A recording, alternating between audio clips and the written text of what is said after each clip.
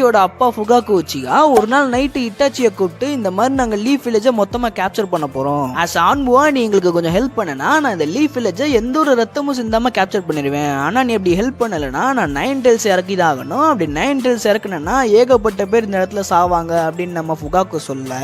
So இதை கேட்ட Itachi டைரக்டா போய் தேர்டு ஹோகாகேட்ட இது எல்லாத்தையுமே புட்டு வச்சிடறான். பட் டான்சோ இட்டாச்சியை தனியா கூப்பிட்டு உச்சியா கிளான்ல உன்னோட தம்பியை தவிர்த்து மத்த எல்லாரையுமே எலிமினேட் பண்ணிரு அப்படின்னு ஒரு ஆர்டரை கொடுக்க, இதை கேட்ட இட்டாச்சி அவனோட கிளானை விட லீஃப் வில்லேஜை பாதுகாக்கிறது தான் முக்கியம்னு அவனோட கிளானை மொத்தமா மேசக்கர் பண்ணிடுறான். இப்படி இட்டாச்சி மேசக்கர் பண்ண ஒரே ஒரு காரணத்துக்காண்டி தான் நம்ம இட்டாச்சியை ஆன்டி ஹீரோ லிஸ்ட்ல சேர்த்திருக்கோம். இல்லைன்னா நம்ம இட்டாச்சி ஒரு பெர்ஃபெக்டான ஹீரோ மெட்டீரியல். ஏன்னா நம்ம இட்டாச்சி லீஃப் வில்லேஜுக்கு மட்டும் இல்லாம மொத்த ஷினோபி வேர்ல்டுக்குமே தான் செத்தக்கு அப்புறமும் ஹெல்ப் பண்ணிருப்பான். ஸோ இட்டாச்சி என்னென்ன ஹெல்ப் பண்ணிருக்கான்னு சொல்ல ஆரம்பிச்சேன்னா இது ஆன்டி ஹீரோ லிஸ்ட்ல இருந்து இட்டாச்சியோட புகழ்ச்சி வீடியோ லிங்க் டைட்டில் மேல கொடுத்துருக்கேன். முடிஞ்ச கிளிக் பண்ணி பாருங்க.